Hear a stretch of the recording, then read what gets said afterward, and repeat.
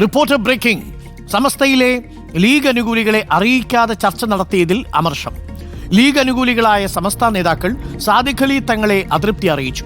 23-ന് നിശ്ചയിച്ച രണ്ടാമത്തെ ചർച്ചയിൽ ലീഗ് അനുകൂലികൾ പങ്കെടുത്തേക്കില്ല. ജിഫ്രി മുത്തുക്കോയ തങ്ങൾ നേരിട്ടാണ് സമവായത്തിന് കളമൊരുക്കിയത്.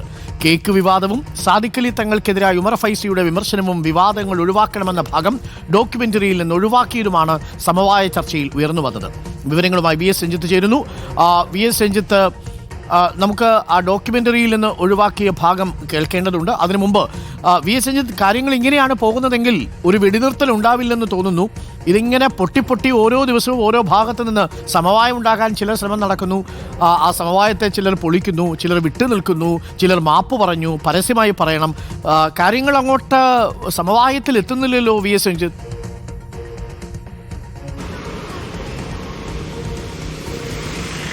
ഡോക്ടർ അരുൺകുമാർ, ഈ സമസ്തയ്ക്കുള്ളിൽ ആദർശപരമായ സംഘടനാപരമായ വിഷയങ്ങൾ ഒരു ഭാഗത്തുണ്ട്. മറുഭാഗത്ത് സാദിഖ് അലി ശിഹാബ് തങ്ങൾക്കെതിരെ വ്യക്തിപരമായി ഉന്നയിച്ച ചില ആരോപണങ്ങളും വ്യക്തിപരമായി തങ്ങളുമായിട്ടുള്ള വിഷയങ്ങളുമുണ്ട്.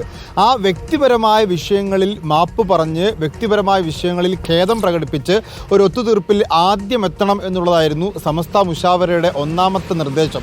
അതുപ്രകാരമാണ് ജിഫ്രി മുത്തുക്കോയ തങ്ങൾ നേരിട്ട് പാണക്കാട് തങ്ങളുമായും പി കെ കുഞ്ഞാലിക്കുട്ടിയുമായി ഇടപെട്ട് ഉമർ ഫൈസി മുക്കത്തെയും ഹമീദ് ഫൈസി അമ്പലക്കടവിനെയും ഒക്കെ പാണക്കാട്ട് എത്തിച്ച് ഒരു ഒത്തുതീർപ്പ് ചർച്ചയുണ്ടാക്കിയത്. ആ ഒത്തുതീർപ്പ് ചർച്ചയിൽ മാപ്പ് പറഞ്ഞോ മാപ്പ് പറഞ്ഞില്ലേ എന്നുള്ള കാര്യത്തിലാണ് ഇപ്പോൾ തർക്കം നടക്കുന്നത്. ആ ചർച്ചയിൽ പങ്കെടുത്തിട്ടുള്ള ഉമർ ഫൈസി മുക്കവും ഹമീദ് ഫൈസി അമ്പലക്കടവും മുസ്തഫ മുണ്ടുപാറയും ഒക്കെ ഉൾപ്പെടെയുള്ള നേതൃത്വം പറയുന്നത് മാപ്പ് പറയുകയല്ലേ ഉണ്ടായിട്ടുള്ളത്, തെറ്റിദ്ധാരണയുണ്ടെങ്കിൽ ആ തെറ്റിദ്ധരിക്കപ്പെട്ടതിൽ ഖേദമുണ്ട് എന്ന് പറയുകയാണ് ചെയ്തത്. അത് ഞങ്ങൾ പുറത്തു വന്ന് പറഞ്ഞിട്ടുണ്ട്, അല്ലാതെ ഒരു മാപ്പപേക്ഷ ഉണ്ടായിട്ടില്ല എന്ന് പറയുന്നു. എന്നാൽ പി കെ കുഞ്ഞാലിക്കുട്ടിയും സാദിഖ് അലി തങ്ങും പറയുന്നു അതിനകത്ത് ഒരു മാപ്പപേക്ഷ ഉണ്ടായിട്ടുണ്ട് എന്നുള്ളതാണ്. ഏതായാലും ഇക്കാര്യത്തിൽ 2-3 ഡെവലപ്മെൻറ്റ്സ് ഉണ്ടാവുന്നത്. ഒന്ന്, എന്തെല്ലാമായിരുന്നു അവിടെ ചർച്ച നടന്നത് എന്ന കാര്യം ഇപ്പോൾ പുറത്തു വരുന്നുണ്ട്. അതിൽ 3 കാര്യങ്ങളാണ്. അതിൽ 2 കാര്യങ്ങളും റിപ്പോർട്ടർ TV തന്നെയാണ് പുറത്തുവിട്ടത്. ഒന്ന്, മുബഷീർ പുറത്തുവിട്ടുള്ള ഉമർ ഫൈസി മുക്കത്തിൻ്റെ ഒരു പ്രസംഗമായിരുന്നു. ഖാളി സ്ഥാനം ഏറ്റെടുക്കാൻ മാത്രമുള്ള പാണ്ഡിത്യം സാദിഖ് അലി ശിഹാബ് തങ്ങൾക്കില്ല എന്ന മട്ടിൽ ഉമർ ഫൈസി മുക്കം നടത്തിയൊരു പ്രസംഗം, അത് എടവണ്ണപ്പാറയിലാണ് ആ പ്രസംഗം നടത്തിയത്. ആ പ്രസംഗമാണ് ഒന്നാമത്തെ കാരണം.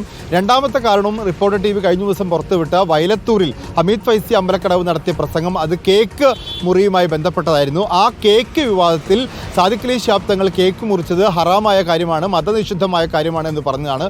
മൂന്നാമത്തെ കാര്യം എന്ന് പറയുന്നത് SYSൻ്റെ ഒരു യാത്രയുമായി ബന്ധപ്പെട്ട് ഒരു ആശംസാ പ്രസംഗം സാദിഖ് അലി ശിഹാബ് തങ്ങൾ നടത്തിയിരുന്നു. അതിൽ എല്ലാ വിവാദങ്ങളും ഒഴിവാക്കണമെന്നും വിവാദ പരാമർശങ്ങൾ നേതാക്കൾ ഒഴിവാക്കണമെന്നുള്ള ഭാഗം കട്ട് ചെയ്ത് ആ ഭാഗം ഇല്ലാതെയാണ് ഡോക്യുമെൻ്ററിയിൽ അത് ഉൾപ്പെടുത്തിയത്. ഈ 3 വിഷയങ്ങളാണ് ചർച്ച ചെയ്തത്. ഈ 3 വിഷയങ്ങളിൽ മാപ്പപേക്ഷ നൽകി എന്നുള്ളതാണ് സാദിഖ് അലി തങ്ങളുടെയും കുഞ്ഞാലിക്കുട്ടിയുടെയും വാദം.